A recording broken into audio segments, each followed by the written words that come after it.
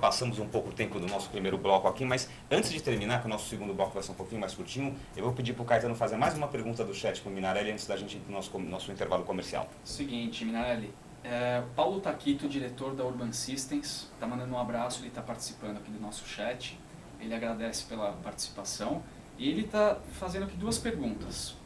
A primeira é, como avaliar o peso da remuneração versus vestir a camisa da empresa no momento de reter talentos? E a outra pergunta é, até onde a remuneração é fator importante na decisão por ficar ou sair de uma empresa? Um abraço para você, Paulo, obrigado pela sua pergunta.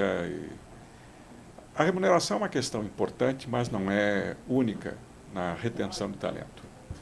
Pesquisas têm indicado que quando um profissional encontra um ambiente saudável, uma boa liderança, reconhecimento pelo esforço, pelo produto do seu trabalho, a questão da remuneração deixa de ser a principal, né?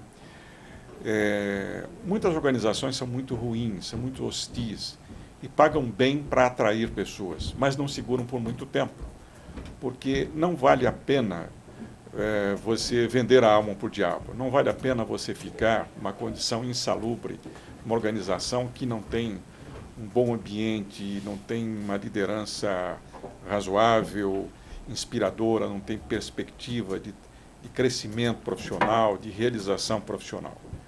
É evidente que todos nós precisamos ganhar dinheiro e ganhar bem, é um grande atrativo, mas há condições periféricas ligadas à qualidade de vida, a realização profissional, a perspectiva, que também contam muito. Organizações de porte menor conseguem ter quadros mais estáveis porque criam um vínculo com as pessoas, porque criam um ambiente de competição dentro dos limites aceitáveis e também porque pagam razoavelmente, né?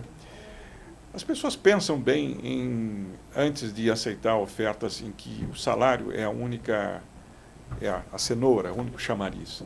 De modo geral, as pessoas que têm melhores condições, ou seja, têm condições de escolha, olham o todo, o pacote. E o pacote não é só o salário e a remuneração ou o bônus, mas é o ambiente, a perspectiva, o nome da empresa, o que ela representa na sociedade em termos da contribuição para a humanidade, para o mercado, para a economia, né?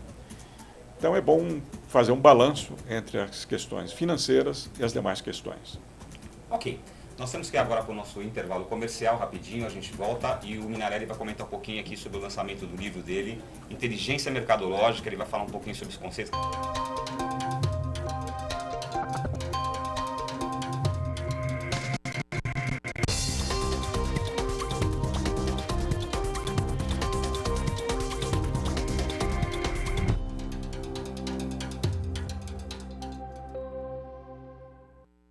Muito bem, retornamos aqui para a nossa segunda e última etapa do nosso programa Urban View, conversando hoje com José Augusto Minarelli, presidente da Lenz Minarelli. José Augusto Minarelli está lançando esse livro aqui, né, que chama-se Inteligência Mercadológica, né, um conceito dele que nasceu da observação daquele conceito também que é bastante conhecido, que é a inteligência emocional, e que Minarelli definiu como a competência essencial dos grandes profissionais. É um livro que fala a inteligência mercadológica, a inteligência que gera negócios e oportunidades de trabalho. Bom, a gente vai falar bastante aqui sobre esse livro e eu vou pedir então para começar essa segunda parte do programa, chamando o nosso quadro Urban Flash.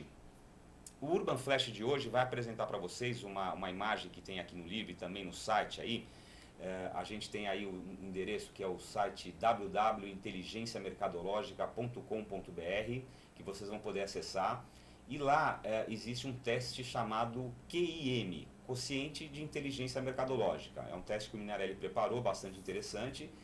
E essa figura que vocês estão vendo agora na tela, é a figura do ciclo,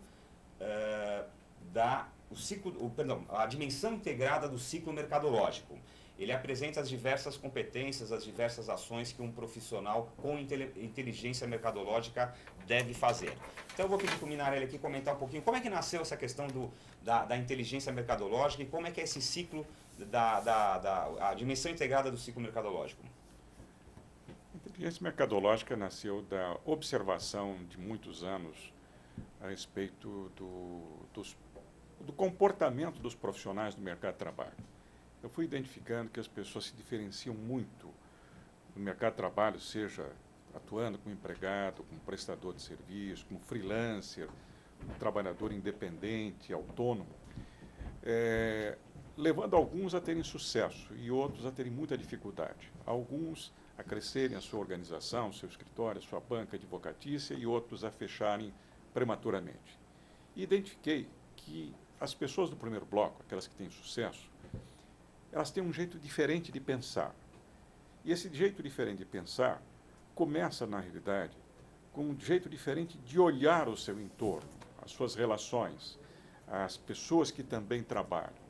E esse olhar mercadológico, ao contrário da miopia, que não permite ver, indica as possibilidades de prestação de serviços, nichos, as falhas dos outros, as demandas, as novidades, os anseios que as pessoas têm por serviços ou produtos novos ou diferentes ou inexistentes. E além desse olhar, as pessoas com inteligência mercadológica, que agora eu estou dando o nome, eles são capazes de produzir modificações ou novidades e também de oferecê-las e também de vendê-las. Porque se a pessoa não vender, ela não promove a troca do seu serviço ou do seu produto pelo pagamento que precisam para elas comprarem serviços e produtos de outras pessoas. Então, eu resolvi, depois de muita orientação, muitas palestras, muito treinamento, consolidar tudo isso e sistematizar essas ideias, importando o conceito básico de marketing. Marketing, na realidade, não é só técnica, é um jeito de pensar e de agir que mostra, em linhas gerais, que é preciso fazer pesquisa de mercado, desenvolver um produto ou serviço, comunicá-lo, vendê-lo e verificar a satisfação do cliente, que alimenta o ciclo. Na realidade, é um ciclo mercadológico que não para nunca. Você pesquisa, desenvolve ou adapta ou cria, comunica, vende, verifica a satisfação da necessidade, e a verificação da necessidade se mescla com a pesquisa de mercado para a nova girada desse ciclo. Na realidade, isso é integrado, dinâmico e não para nunca. E transferindo este modelo do marketing elementar, né, do marketing tradicional, eu notei que as pessoas com inteligência mercadológica têm competências associadas a essas fases do marketing.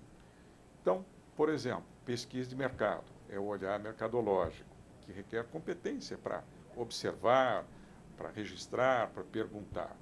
Desenvolvimento de produtos ou serviços requer conhecimentos e competências para criar, para melhorar, para fazer, para modificar. Comunicação requer competência de comunicação, de falar, de escrever, de aparecer, de fazer marketing pessoal. Competência para vender. É preciso promover a negociação, o fechamento, para trocar o que você faz, o que você produz, com quem precisa.